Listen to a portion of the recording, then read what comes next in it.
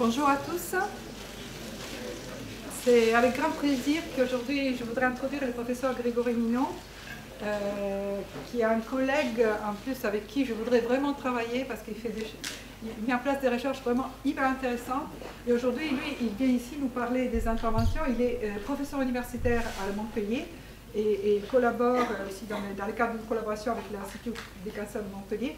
Il est directeur aussi de la plateforme CEPS, qui est quand même une plateforme qui travaille et qui met en place des interventions non médicamenteuses, en particulier en collaboration dans plusieurs domaines. Donc il a une double formation, disons, dans le domaine de la psychologie et de la médecine du sport. Donc merci d'être venu aujourd'hui ici et nous sommes contents de l'accueillir ici et d'écouter son expertise dans ce domaine qui est de plus en plus important dans un contexte où les interventions non pharmacologiques commencent à prendre leur place à côté des interventions pharmacologiques. Merci beaucoup.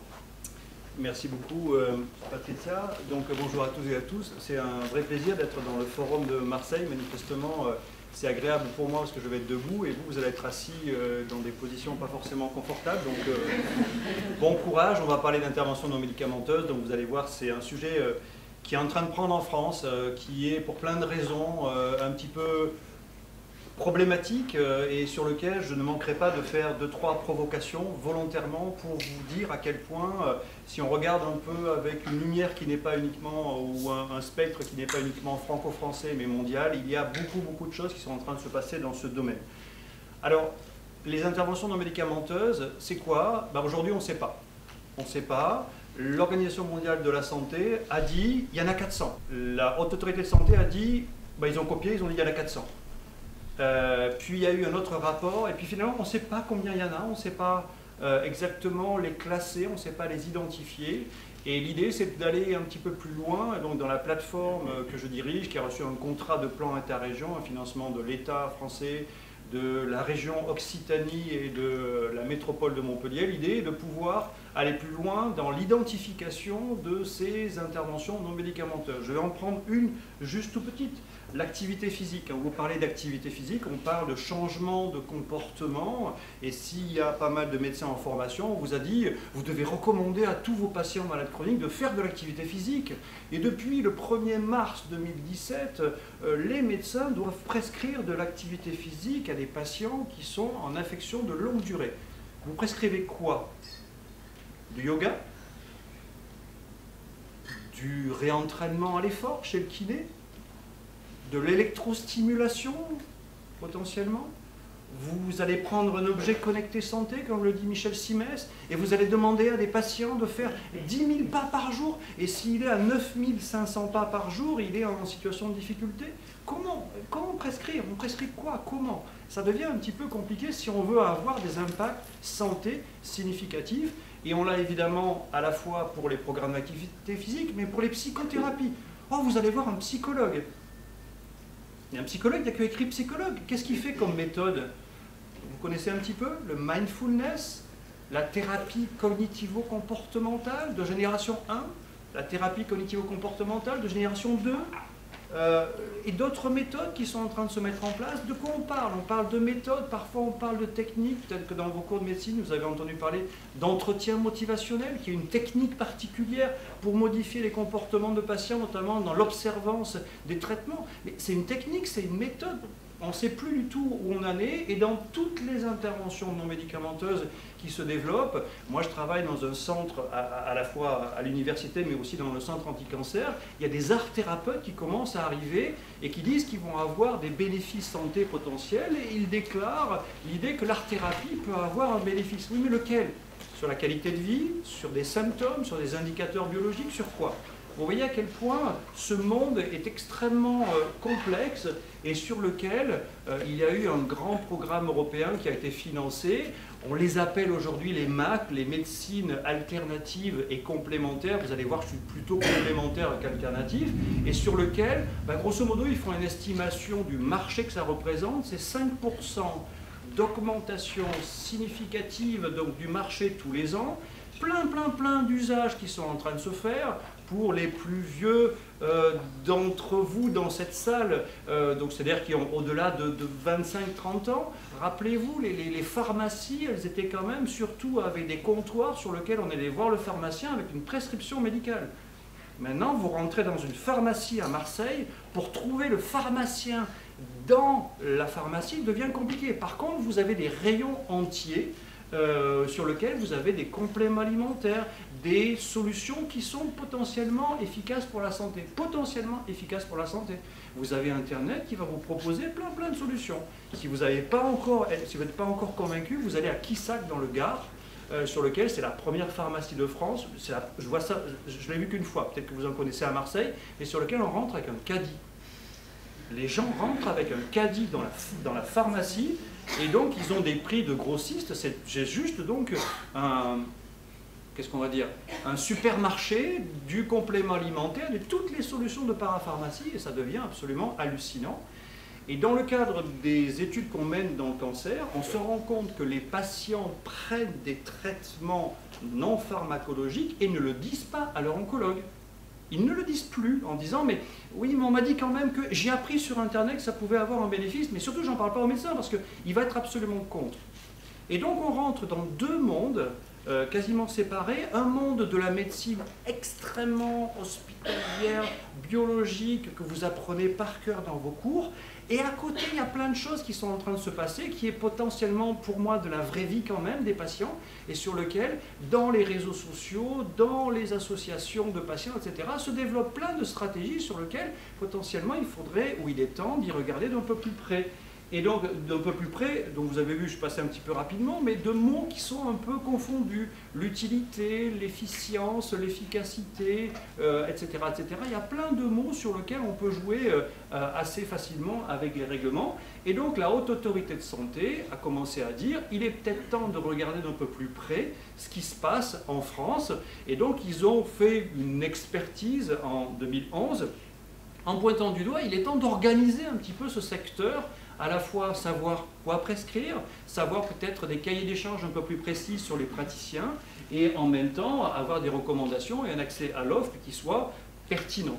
Et rappelez-vous, il y a 50 ans, dans le médicament, les organismes, les décideurs, les fabricants, les industriels se sont tous mis d'accord pour dire on va se mettre d'accord sur un modèle de validation, parce qu'avant, voilà ce qui se passait. Vous connaissez sûrement ce livre, il est absolument remarquable lorsqu'on fait de la recherche clinique, hein, c'est une des bases de la recherche clinique en France, ce livre, qui dit tout simplement, on en était un peu il y a 50 ans au feeling, quoi. Et donc le maître m'avait appris 2-3 règles de prescription, ou potentiellement, moi au feeling, j'avais vu que certains médicaments marchaient mieux que d'autres, et puis c'était un peu au feeling. Et donc est arrivé une normalisation, une standardisation de la recherche clinique, vous connaissez par cœur j'imagine, hein, donc l'ensemble des phases, et notamment les phases de recherche clinique 0, 1, 2, 3, 4, sur lequel on fait de la recherche clinique précise pour montrer l'efficacité de certains médicaments à des doses particulières, sur des indications particulières. D'accord? Et donc tout le monde est d'accord avec ce principe. Quid des interventions non médicamenteuses? La réponse est, vous allez voir, et donc c'est l'objet de ma communication, vous allez voir, c'est un petit peu compliqué ce qui est en train de se dérouler en ce moment. Et donc il y a, parce qu'il n'y a pas de règles particulières, beaucoup de propositions, beaucoup de buzz, beaucoup de marketing, beaucoup de possibilités, jusqu'à dire vous arrêtez les traitements conventionnels et vraiment vous vous mettez à prendre des tisanes, vous vous mettez à prendre des plantes particulières, vous vous mettez à prendre des compléments alimentaires, vous vous mettez à aller voir peut-être des gens qui sont à la limite des rebouteux, etc. Et vous allez voir que vous allez avoir des bénéfices. Mais vous en faites pas, les gens qui sortent de radiothérapie à Montpellier, dans un des plus grands centres de France, ils vont voir potentiellement, pour ceux qui ont vraiment des ressentis de douleur, ils vont voir déjà des personnes. Il y a des gens qui parlent d'acupuncture, potentiellement l'acupuncture pourrait avoir des effets. Il y a des gens qui sont en train de parler pour arrêter du tabac, potentiellement l'hypnose pourrait être utile. Mais quelle hypnose, comment, etc. C'est en train d'arriver, qu'on le veuille ou non, et que ce soit académique ou non, en tout cas, c'est sur le marché, et avec des choses qui sont évidemment potentiellement positive parce qu'on informe mieux sur les pratiques, mais paradoxalement, on va les rendre plus vulnérables. Pourquoi? Parce qu'il y a du marketing à la place de la science. Moi, mon job, c'est de faire de la science. Et il y a aussi des manipulateurs, un peu comme partout, qui sont prêts à en faire des gourous, des dérives sectaires absolument tragiques pour des gens qui sont évidemment vulnérables parce qu'ils sont touchés naturellement par une maladie. Donc, concrètement, comment on fait dans ces fake médecines qui sont en train d'arriver de façon très importante? Et vous voyez le dessin que je trouve assez sympa. Est-ce que vous pensez que l'histoire est vraie? Ouais, parce que ça correspond exactement à ce que moi je pense. Et donc vous, cliniciens, vous devez avoir un avis un peu plus tranché sur ces pratiques. Et vous allez voir que si on commence à faire de la recherche un peu sérieusement sur ces sujets, il y a des pratiques qui sont plutôt efficaces, il y a des pratiques qui sont plutôt dangereuses, et il y a des pratiques sur lesquelles il faut vraiment faire de la recherche sur le domaine. Et donc, vous avez lu, c'était tout récent, hein, donc c'est en 2018, mais cette revendication absolument magnifique de ce cardiologue de Perpignan qui s'est associé à des gens en disant, vous allez voir, hein, tout ça c'est tout mauvais, tout ça c'est une pratique alternative, et il faut vraiment tout jeter. C'est-à-dire qu'une médecine qui a 3000 ans comme la médecine chinoise, grosso modo, on considère que ça n'a pas d'intérêt. On considère qu'une médecine indienne qui a aussi des pratiques sur lesquelles potentiellement ça n'a pas d'intérêt, que des médecines traditionnelles ici en France, sur l'histoire des plantes, la botanique, tout ça, on jette parce que vraiment ça n'a pas d'intérêt. Donc ils font des amalgames assez importants. Je ne les aime pas beaucoup, vous avez compris, mais en même temps, ils ont pointé du doigt pour les journalistes des choses très importantes, et même eux font du fake parce que quand ils ont parlé de 124 professionnels de santé, il y en avait qui étaient en formation. Donc ils étaient en formation, des infirmières en particulier qui étaient en 2e année d'études d'infirmière. Je ne suis pas sûr qu'on soit vraiment en capacité de bien comprendre le sujet. Donc on sent qu'on est plus dans l'histoire de croyance contre croyance, et que le seul job à faire, c'est potentiellement d'aller vers de la recherche pour pouvoir évaluer sérieusement ces pratiques. Et donc effectivement, cette demande d'évaluation est en train de prendre un essor très conséquent. Le NIH, donc aux États-Unis, vulgairement on va dire l'INSERM, l'Institut de recherche sur la santé aux États-Unis, a monté tout un département sur ces questions-là, et donc ils sont en train de financer de façon très conséquente la recherche. L'Académie de médecine s'est mis enfin à faire un rapport sur le sujet. C'est le premier. Vous voyez, ils ont pris l'acupuncture au sens large du terme, vous allez voir, l'hypnose, l'ostéopathie et le tai chi. Ils ont fait des premières recommandations, c'est pas rien, en 2013. Et vous avez ici sur le plan priorité, santé et prévention, l'idée c'est vraiment tout récent, hein, mais en disant on va évaluer de façon bien plus rigoureuse l'intérêt, les risques et potentiellement évidemment les modalités de prescription et de financement, peut-être qu'on pourra en discuter après. Et tout en gardant un élément très important, ce qui est, oui, il y a des dérives, oui, il y a des gourous, oui, il y a des gens qui se servent de ces théories en psychologie ou autre pour véritablement fragiliser des patients et des sujets, et il est temps d'y regarder aussi d'un peu plus près. Donc il faut effectivement voir tout. Vous avez une unité INSERM, donc Bruno Falissard, qui est quelqu'un qui travaille sur le sujet, qui est un polytechnicien, psychiatre, enfin il a tellement de lignes dans son CV, je n'arrive plus à savoir qui il est, mais voilà, il est médecin, psychiatre, polytechnicien, blablabla, voilà, la liste est incroyable. Et donc il est un des experts en France qui fait des rapports régulièrement sur un contrat INSERM, sur l'ensemble des pratiques. Le gros problème pour lui, c'est qu'il arrive à la fin en disant, dans tous ses rapports, il y a une de ses thésards qui a soutenu l'année dernière, en disant quel est le modèle d'évaluation de ces interventions non médicamenteuses? Si on reste sur l'idée du médicament, vous vous rappelez, phase 0, 1, 2, 3, 4, en recherche clinique, c'est un peu compliqué. Hein. Comment je fais pour un placebo dans les études qu'on fait dans le cancer? On tire au sort, on fait un programme d'activité physique durant les traitements du cancer pour les patientes qui sont traitées, et là on fait un programme supervisé, et par contre dans le gros contrôle, je vous dis, ah non, mesdames, vous arrêtez de bouger, vous restez chez vous, et je vous enferme, et je vous empêche de faire l'activité physique. Éthiquement, vous êtes sûr que ça peut marcher? Non. Donc comment on peut faire méthodologiquement pour évaluer l'activité physique? Si on prend que du questionnaire, à Marseille en particulier, où on a l'habitude de temps en temps d'exagérer, et que vous demandez à un patient s'il fait vraiment de l'activité physique, il va vous dire, bien sûr que je fais mal l'accent. Désolé. Mais en tout cas, il va vous dire qu'il en fait beaucoup d'activité physique. Hein, et puis finalement, vous allez vous rendre compte que, oui, il fait effectivement une séance peut-être de quoi de tennis ou de pétanque, ouais, de pétanque ça va bien aller, 1 heure par semaine. Et il va vous dire qu'il est très actif parce qu'il fait 1 heure de pétanque par semaine. Et un autre qui est plutôt dans les quartiers nord au-dessus, là, sur lequel il a un petit jardin et sur lequel tous les jours il est en train de faire son activité physique, c'est-à-dire qu'il est vraiment extrêmement actif. Lui, il va vous dire « Ah ben non, je ne suis pas du tout actif, je ne fais jamais l'activité physique. No sport ». Vous vous rappelez l'histoire de Churchill. Et donc tout d'un coup, quand on déclare et qu'on fait un questionnaire en disant quelle est votre activité physique, franchement, c'est un peu plus compliqué que prévu, donc forcément les essais cliniques et la mesure et la qualité de la mesure deviennent plus compliquées. Alors je vais vous parler de ça, je vais vous parler de la réflexion qu'on a dans la plateforme sur quel paradigme d'évaluation il faudrait mettre en œuvre. Et donc un de mes derniers thésards, médecin généraliste, je l'ai mis sur ce sujet-là, le pauvre, en disant on va faire le tour de toute la littérature de scientifique dans le monde entier en disant quels sont les paradigmes d'évaluation, quels sont les modèles d'évaluation. En disant bah, potentiellement il y en a un qui est dominant, et donc effectivement c'est comme ça qu'il faut évaluer toutes les interventions médicamenteuses, ou est-ce qu'il y a des modèles qui sont en train d'être créés et lequel serait convergent? Y en a-t-il un qui est convergent? Vous connaissez probablement la réponse avant même que je démarre, mais quand même. Et cette thèse a démarré de cet argument-là. Il est simple. La Haute Autorité de Santé, 2011, en France, dit « Au regard du standard de l'évaluation qui est le médicament, toutes les thérapies non pharmacologiques, ben finalement, il n'y a pas de preuves, il n'y a pas suffisamment de preuves, parce que le standard est le médicament. » Donc, oui, potentiellement, c'est vrai qu'on peut douter de ce modèle. Et ça finit toujours par un débat, vous verrez dans la littérature, il y a beaucoup de publications là-dessus, sur le pour ou le contre l'essai randomisé contrôlé. Et j'adore ce papier.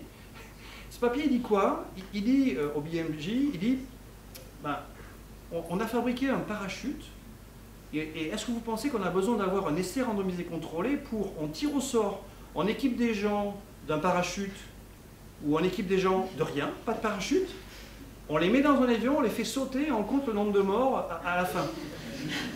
Vous avez vraiment besoin d'un essai randomisé contrôlé pour montrer que le parachute est efficace pour éviter un nombre de morts. C'est absolument absurde. Donc ils sont très très provocateurs.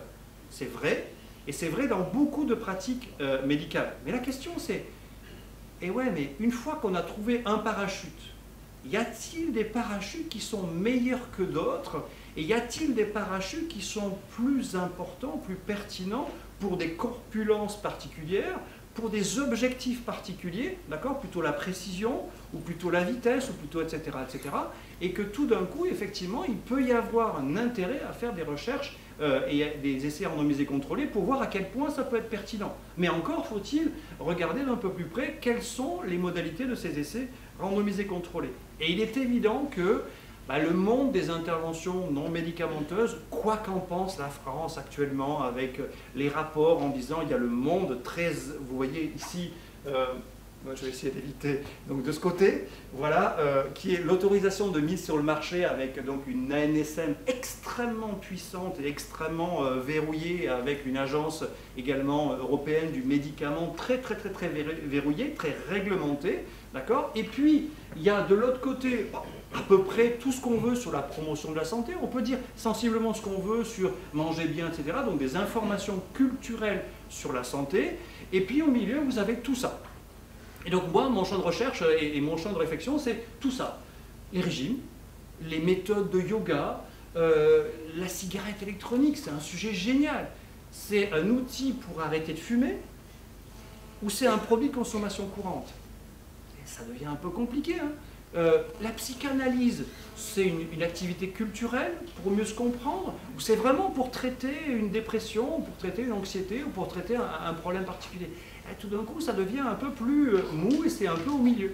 Et donc tout ce champ des interventions non médicamenteuses, à peu près le monde entier commence à dire il est temps de regarder plus précisément comment les évaluer. Et c'est vrai que, alors je ne vais pas faire plaisir à certains, s'il y a des profs de santé publique et de gens dans la salle, je suis désolé, Patricia, je suis désolé, mais en tout cas, lisez ce papier-là de quelqu'un qui est de Stanford, qui s'appelle Ioannidis, qui dit, c'est vrai que dans la méthodologie de recherche sur de l'épidémiologie, sur des domaines qui sont un peu plus difficile à évaluer qu'une biologie sur laquelle on mesure juste un marqueur biologique, mais en même temps qui est plus du domaine de la vraie vie, eh bien, il y a des réflexions à mettre en œuvre en matière méthodologique pour arriver à démontrer des preuves d'efficacité. Donc, ces interventions non médicamenteuses, pour plein de raisons, il y a eu beaucoup de recherches en France sur des trajectoires, donc sur des cohortes, il y a beaucoup d'indications, il y a beaucoup de choses qui se disent. Dans mon domaine, sur le cancer, vous avez probablement entendu parler, peut-être que vous le dites de façon un peu forte, par exemple, si vous avez un patient qui a été traité pour un cancer, qu'a priori tout va bien, ben vous allez lui dire, vous avez 50% de chances de moins d'avoir une récidive de cancer si vous faites de l'activité physique. C'est potentiellement ce que vous devriez ou pourriez dire. La réponse est mais c'est faux totalement. Aucun essai randomisé contrôlé qui prouve que effectivement ça marche. C'est un peu délicat. Mais par contre, beaucoup de cohortes convergentes. Oui, mais les cohortes, bon, on peut en rediscuter, peut-être je ne vais pas faire très long. Il y a la recherche mécanistique également, sur laquelle la France a beaucoup investi, sur des questions purement de mécanisme, de comment ça marche. Par contre, sur la recherche interventionnelle, alors j'aime bien citer Louise Potvin, qui est une Montréalaise, qui dit « On a beaucoup investi en France sur la science des problèmes, comprendre les mécanismes. Dans vos cours de médecine, vous avez sûrement beaucoup de cours mécanistiques. La question, c'est est-ce que vous avez aussi des cours sur les solutions et sur l'évaluation des solutions? Et bien souvent, la recherche interventionnelle, en particulier en France, la recherche clinique et non pharmaco, n'est pas aussi développée que ça, et elle est en train de changer de façon significative, et c'est tant mieux. Et après, il y a des recherches d'implémentation, on en reparlera. Donc je vais passer rapidement. En général, sur les études mécanistiques, tous les gens qui sont un peu des réfractaires, donc vous vous rappelez de mon fameux cardiologue perpignanais, hein, donc très revendicatif, le leader des 124, là, il dit tout ça c'est que du placebo. Tout ça c'est que du placebo et ça n'a finalement pas beaucoup d'intérêt. Il y a plein d'études qui montrent, je vous prends un exemple, dans la psychothérapie, effectivement il a raison, les premières rencontres sont importantes dans ce que la personne est, c'est-à-dire la qualité du professionnel. Mais plus le temps avance, et plus c'est la méthode qui compte. Vous me suivez? Je voudrais vraiment que ce message, voilà, vous le reteniez. L'effet placebo, effectivement, il est important surtout au début, dans l'instauration d'une thérapeutique et sur les premiers contacts, ce que j'appelle moi l'effet Adriana Carambeu, que j'aime pas mal. Et effectivement, Adriana Carambeu, psychothérapeute, c'est super motivant. Je me redresse un peu, d'accord, je vais montrer que je n'ai pas de bite, tout ça. Voilà. Mais au bout d'un moment, ce qui m'intéresse, c'est quand même de soigner ma dépression. Et donc, les études montrent que c'est plus la méthode qu'emploie Adriana qui va être importante que Adriana elle-même. Et d'accord, et la variance expliquée à moyen terme, c'est plus la méthode que Adriana. Et je pense que c'est un élément extrêmement important, ça, de dire, oui, effectivement, dans toutes les thérapeutiques, dans un antidépresseur, vous savez que 51%, c'est du placebo. 51% en moyenne. Voilà, allez voir allez voir ce monsieur-là, vraiment. Il a fait des études, peut-être que vous les avez dans vos cours, mais ceux qui s'intéressent à l'effet placebo, qu'on a un peu laissé de côté, c'est absolument génial. Il a fait des travaux géniaux. Sur l'injection, sur le rapport à l'humain, etc. Et donc il dit bien que, oui, effectivement, dans l'effet placebo, il y a plein de choses, mais vous avez la possibilité de porter une blouse, et c'est un effet majeur, déjà important, et sur lequel, dans les interventions non médicamenteuses, oui, c'est un élément important, mais il n'y a pas que ça. Il y a aussi, évidemment, des questions autour de l'usager, c'est-à-dire, et dans les essais cliniques, on montre que alors, efficacité, self-efficacy, donc l'efficacité perçue de quelqu'un, le fait de se sentir en capacité à aller mieux, c'est aussi un élément important. Donc l'auto-persuasion du patient, c'est aussi un élément. Et également, un autre point, c'est l'effet de l'évolution naturelle de la maladie. Mais tout ce qu'on pense, en tout cas, c'est que nous, on est en train de se dire que oui, effectivement, l'usager ça compte, le professionnel ça compte, l'évolution naturelle ça compte, mais un élément important, c'est aussi le contenu et la méthode. Et vous allez voir que c'est un peu plus compliqué quand on rentre dans les recherches interventionnelles. Je vais vous donner un autre auteur essentiel à lire si vous vous intéressez au sujet, il s'appelle Paul Glasziou. Il est celui qui a, par exemple, suivi dans ce journal, British Medical Journal, 100 études consécutives, publiées, essais cliniques, et il regarde la qualité de la description de l'intervention. Et vous voyez, en blanc, en haut, au premier point, quasiment 70%. La description du médicament est bien faite dans la publication, et quand ce n'est pas suffisamment bien fait, il va appeler les auteurs pour avoir une description plus précise du médicament. Et ensuite, il fait la même chose dans les publications. Avez-vous bien décrit l'intervention non médicamenteuse, qu'on appelle INM? Ben finalement, vous voyez uniquement 29%, enfin une trentaine de pourcents au départ. Dans les publications, on emploie souvent exercise pour activité physique. On emploie souvent psychothérapie. Mais quel est le contenu précis? Qu'est-ce qu'on a mis dedans? D'accord? Ça, c'est faible, et ça reste quand même faible lorsqu'on continue à appeler les auteurs, et on arrive à peine à celui du niveau du médicament. Donc il y a beaucoup de travail à faire pour les chercheurs travaillant dans ces domaines de recherche interventionnelle pour décrire précisément quel est le contenu. Il ne faut pas dire que psychothérapie. C'est quoi dans la psychothérapie? Vous me suivez? Et donc, c'est la raison pour laquelle, pour aller plus loin, c'est d'écrire l'objectif. Vous voulez faire quoi? De la prévention? Du soin? Éventuellement une visée curative? Est-ce que vous êtes en complément de traitement? Est-ce que vous êtes dans une perspective alternative? Quelle dose? Quelle fréquence d'activité physique? C'est une fois par semaine? Une fois par mois? À quelle intensité? Vous faites de l'aérobie? Vous faites plutôt du renforcement musculaire? Vous avez quelle visée? Et c'est pareil pour plein d'interventions non médicamenteuses, c'est pas très précis. Les intervenants, c'est parfois un peu ambigu. Ont-ils été labellisés ou pas? Vous avez vu quelque chose qui va vous arriver dans les années qui viennent, hein, mais la possibilité dans vos cabinets de mentionner, ce n'est pas de la publicité, mais en tout cas les formations que vous allez recevoir en plus, donc des formations d'expertise. Donc on voit se développer par exemple dans la psychothérapie, MBSR, ça peut vous parler, donc le mindfulness, il y a vraiment une méthodologie particulière pour faire du mindfulness, c'est pas n'importe quoi. Et ça a été inventé par Kabat-Zinn, ça a été bien caractérisé. Et donc il y a beaucoup de travail à faire, et il y a beaucoup de travail à faire dans cette fameuse recherche interventionnelle, et on voit depuis quelques années, je vous en reparler à la fin, un nombre incalculable aujourd'hui, parce qu'on n'est pas en capacité de les recenser tous, depuis les années 2000, des essais cliniques qui sont développés sur les INM sont en train d'exploser, mais d'exploser vraiment significativement. On sent qu'il y a des secteurs tout à fait pertinents, et il y a des cumuls, vous connaissez ça par cœur également, donc des méta-analyses sur lesquelles, dans plein de secteurs, ici on a des programmes d'activité physique pour prévenir la chute chez la personne âgée, et il y a des programmes plus efficaces que d'autres, et on va pouvoir les comparer, mais on voit aussi des trucs complètement aberrants dans mon domaine. Par exemple, je ne sais pas si vous le voyez, mais en gros, ils comparent des programmes, ici c'est donc pour réduire la fatigue dans le cadre d'un traitement des cancers, et donc on va mettre des programmes d'activité physique durant les traitements du cancer, chimiothérapie, radiothérapie, et en fait ils confondent ce qui relève d'activités qui vont être supervisées, oui, ils mélangent ça, et non supervisées. Ils mélangent de l'activité d'endurance et du renforcement musculaire, quasiment de la musculation. Enfin, on mélange beaucoup de choses à l'intérieur, donc il y a beaucoup de travaux mais à faire dans la mesure où il n'y a pas encore suffisamment d'études. Donc, quel paradigme d'évaluation? Je vais faire court, j'aimerais bien qu'on puisse discuter quand même aussi un petit peu. Paradigme d'évaluation, évidemment, en standard dans la médecine, c'est le paradigme du médicament.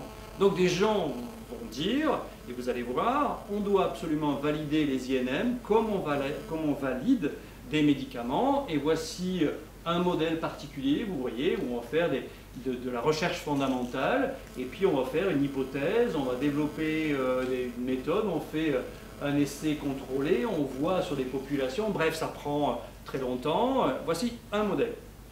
En voici un autre, qui est le plus connu ou reconnu, peut-être que dans vos cours vous l'avez eu, c'est le modèle du consort, c'est le modèle copié-collé et qui est, on va dire, tenu par une Parisienne. C'est bien, je peux chambrer les Parisiens, étant à Marseille c'est plus sympathique, donc par Isabelle Boutron de Paris 5 Descartes, qui dit, voici à peu près comment on devrait valider des interventions non médicamenteuses, avec, vous voyez, un copier-coller. Ils n'ont pas été très originaux, mais en disant c'est comme ça qu'on devrait faire, et on devrait vraiment aller jusqu'au bout de cette aventure. Donc ça prend du temps, mais c'est cher, mais en même temps c'est potentiellement extrêmement solide en termes d'efficacité. Je vous les ai limités parce qu'il y en a d'autres. Donc il y en a d'autres qui disent non, on est plutôt sur des modèles basés sur le changement de comportement. Et donc sur le modèle de changement de comportement, il y a deux auteurs qui ressortent, les deux modèles un peu essentiels, en disant On va plutôt faire des modèles de changement de comportement et sur lesquels on va les optimiser en permanence et on fait des boucles comme ça de changement de comportement. Il y a, pour celles et ceux qui connaissent, le modèle le plus connu qui s'appelle de Susan Mickey, qui est une Anglaise de Londres, qui dit non, on va faire plus un modèle avec des techniques de changement de comportement et sur lequel on va pouvoir faire des itérations et sur lequel on peut toucher des aspects aussi sociaux, économiques, etc.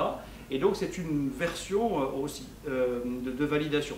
Il y a ceux qui disent non, non, non, il faut faire autrement et on va faire appel aux ingénieurs parce que les ingénieurs ils sont quand même bien meilleurs que les professionnels de santé et on va faire plutôt ce modèle qui est très connu dans l'informatique qui s'appelle le modèle agile. On fait une sélection, on initie un projet, on fait ce qu'ils appellent des sprints et on rend une intervention non médicamenteuse et on dit qu'elle est pertinente et puis quand on voit qu'il y a des problèmes, on y retourne et on fait la version Microsoft 1.0 puis 1.1 puis 1.2 etc. Et donc il y a des itérations pour améliorer la solution hein, et donc c'est leur modèle de fonctionnement. Mais évidemment, dans les réflexions épistémologiques, il y a aussi ceux qui ne savent pas choisir, qui sont un peu sur des modèles hybrides. Donc en voici un par exemple, assez connu, assez ancien, sur lequel ils font des phases de screening, des phases sur lesquelles on va préciser par des essais randomisés contrôlés, et ensuite une dernière phase de confirmatoire avec des essais randomisés contrôlés. Les Anglais ont inventé ce modèle par Craig, qui est l'idée on est plutôt circulaire tout en mettant des essais randomisés à l'intérieur pour arriver à améliorer cette évaluation et on fait en particulier des évaluations cost effectiveness, donc des essais pragmatiques sur lesquels on va mesurer les dépenses et le ratio entre les dépenses et les bénéfices santé. Mais vous voyez, il y en a d'autres aussi sur le modèle Evolve, sur lequel on est plus en rapport avec le social, puis on va en faire quelque chose d'un peu plus opératoire, puis pareil, une phase 3 pour le démontrer. Vous avez encore un autre modèle basé sur une évolution avec un lien avec les modèles théoriques. Vous avez celui qui a été fait par le NIH et en particulier Susan Tchaikovsky sur l'idée de on va faire des étapes intermédiaires, donc on va couper quasiment les phases d'études de pilote en deux, et sur lequel on va faire des proof of concept, et on va améliorer le système avant de passer à l'étape suivante. Bref, vous en avez pour 15 ans pour valider une intervention. Et vous avez aussi le nôtre, mais je vais passer, c'est pas important aujourd'hui, le plus important c'est ça, c'est voilà on en est, et je le refais autrement comme ça. 35 modèles d'évaluation d'intervention non médicamenteuse. Comment voulez-vous avoir pour vous des indications précises à donner à vos patients tant que pour l'instant on n'a pas un modèle de validation qui soit un petit peu consensuel? Et le problème c'est que nous en tant que chercheurs, tout ce qu'on voit c'est une entropie, une augmentation d'auteurs qui veulent proposer des modèles de validation en disant « ouais, on est bien d'accord que le modèle du médicament, ça va pas bien ». D'accord, mais s'il y en a des milliers, là on en est qu'à 35, hein, mais chacun va l'inventer, vous voyez, il y en a de plus en plus, et on ne sait pas trop où ça va s'arrêter, mais clairement, à ce jour, il n'y a pas de modèle consensuel de validation des interventions non médicamenteuses. Et je vais dire quelque chose qui va vous choquer, je suis là pour ça, il y a eux. Donc ça c'est du classique, il y a eux. Les GAFA. Arrêtez de faire la recherche clinique, pourquoi vous embêtez? Arrêtez de faire la recherche clinique, pourquoi? Regardez, nous on a plein d'algorithmes, on a plein de simulateurs, on a plein de données du monde entier, et on va le faire. On n'a plus besoin de chercheurs, arrêtez de faire la recherche clinique. Consacrez-vous uniquement à faire de la prescription ou éventuellement de l'intervention, mais surtout, ne faites plus de recherche clinique, ça ne sert à rien. Ils sont en train de proposer ça. On supprime toutes ces phases-là, et de façon un peu magique, moi je pense qu'ils sont en train de rechercher des financements et des investisseurs, mais ça c'est un avis personnel, je peux le dire à Marseille, je ne suis pas filmé. Mais ils sont là surtout pour avoir un certain nombre de stratégies en disant le big data va tout nous permettre après. Et on va trier toutes les bases de données de patients, vous allez voir, on va avoir vraiment des résultats sur des trajectoires pertinentes et sur de l'efficacité. Moi, j'y crois pas une seule seconde. Une seule seconde. je pense que ce serait une erreur de continuer là-dedans. Ça veut dire qu'il n'y aura plus de recherche clinique. C'est pas la peine, puisque le big data va tout trier. Et il est clair qu'on n'est pas aidé. L'OMS, magnifique institution, extrêmement noble, évidemment, mais dit, sur le plan méthodologique, on va utiliser des méthodes variées pour ces médecines traditionnelles, complémentaires, pour ces objets connectés santé, etc. Finalement, y a-t-il une décision, une orientation particulière? La réponse est non, et nos autorités sont un peu, comment dire, prudentes, pour être politiquement correctes, sur l'orientation méthodologique, en disant quelle méthodologie il faudrait, qualitative, quantitative, plutôt de laisser randomiser, contrôler ou pas, quelle surveillance, ça reste extrêmement mou. Et par contre, ce qui est absolument passionnant, c'est que je viens de voir ça sur l'évaluation des médicaments et des dispositifs médicaux, on commence à demander aux patients de faire des retours concrets sur les solutions qui sont proposées. Et vous avez vu, Haute Autorité de Santé dit uniquement pour ces solutions-là. En gros, pourquoi pas le proposer sur toutes les solutions et toutes les thérapies? Pourquoi le proposer uniquement? Ça me pose 2-3 questions. Bon, vous pourrez me les poser. Donc, il y a des organisations en France et ailleurs qui s'intéressent à ces questions, et il est temps, évidemment, de converger. Nous, on a créé un groupe sur les essais non pharmacologiques comportementaux à Montréal, et sur lequel on essaye de dire comment on va pouvoir standardiser ces essais et faire des essais de meilleure qualité. Et vous avez plein de structures qui, j'espère, vont converger un jour, comme dans le médicament il y a 50 ans, pour quelque chose. Vous avez également donc Aviesan, vous connaissez peut-être cette structure, en tout cas, qui, avec l'IRESP, donc la santé publique, fait désormais en France une réunion où Patrizia vient régulièrement également sur de la recherche clinique interventionnelle, en disant il est temps de progresser sur la qualité de ces essais cliniques et d'en faire en France. Donc pour conclure et pour qu'on puisse un petit peu discuter, mon premier point, c'est effectivement des solutions de santé. Je pense que ces solutions, il faudrait être idiot ou vivre dans un hôpital enfermé et ne pas voir la vraie vie des patients, que les patients sont en train d'utiliser ces solutions pour la santé, et ça leur fait du bien d'une façon ou d'une autre.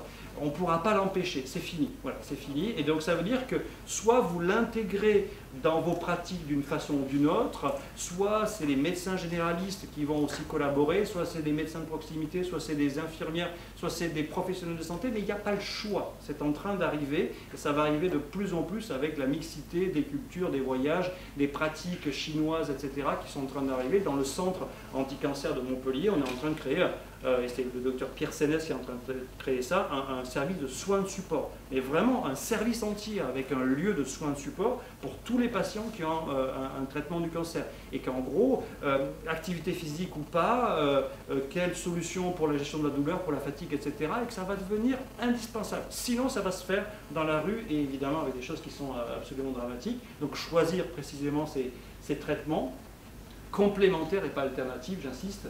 Des parcours personnalisés, et donc il y a un travail de phénotypage, de caractérisation de certains patients, et vous devez effectivement pouvoir les doser de façon adaptée avec des alliances qui sont meilleures. Et je pense que ce message, vous devez l'avoir tous les jours dans vos cours, mais on est en train de passer, je dirais enfin, je ne devrais pas le dire, je suis filmé, mais d'un modèle quand même sur lequel la France est un modèle génial de cure, d'accord, vraiment de thérapeutique, notamment de maladies graves, mais avec les maladies chroniques, avec le vieillissement de la population, avec des maladies un petit peu spécifiques qui sont en train d'arriver, on est en train de rentrer dans un modèle de care sur lequel, oui, c'est prendre soin, c'est potentiellement se poser des questions de soins et de prévention, et c'est une transformation de culture. Je vous recommande le rapport de l'Académie de médecine sur la transformation de la culture médicale autour de la prévention, sur lequel les cours parfois des médecins sur cet aspect-là étaient limités à quelques heures pour parler d'hygiénodiététique, et que tout d'un coup, l'hygiénodiététique, ça va devenir aussi important. Mais ce n'est pas l'hygiénodiététique, vous mangez mieux et vous bougez plus. C'est pas ça. C'est des choses plus spécifiques et sur lesquelles, évidemment, on se rend compte qu'il y a des bénéfices coût-efficacité. Je vous le fais court, hein, mais retenez peut-être ce message. Lorsqu'on investit dans ce domaine, 1 euro, on en économise 5. Donc, il n'y a pas le choix. On ira d'une façon ou d'une autre, que ce soit l'assurance maladie, que ce soit les mutuelles. De toute façon, on va rentrer dans ce système-là. Et je voulais juste vous partager deux choses qu'on a créées. Le premier s'appelle Motrial, c'est un méta-moteur de recherche sur les essais non pharmacologiques. Il est gratuit, accessible du monde entier évidemment, et à toutes les personnes s'intéressant à la recherche. Vous avez juste à créer un compte qui est un compte hors site pour tous les chercheurs, et donc vous avez accès aux essais cliniques qui ont été déclarés et aux essais cliniques qui sont réalisés et sur lesquels on fait converger en fait l'essai clinique et déclaré et publié. Et l'idée, c'est d'avoir un recensement plus important. Et je tiens à dire ce message-là. On a découvert ça, ce contrat, on a eu plus de 600 000 euros pour faire la première phase et ça va continuer. On est extrêmement surpris par PubMed, extrêmement surpris. Vraiment, j'étais d'une naïveté pathétique en disant PubMed, c'est quand même la banque de données que vous utilisez potentiellement au quotidien pour regarder la bibliographie. Et bien en fait, les interventions non médicamenteuses, ils sont quasiment pas ou peu. Donc il y a plein de revues scientifiques qui ne sont pas intégrées dans cette bibliothèque américaine.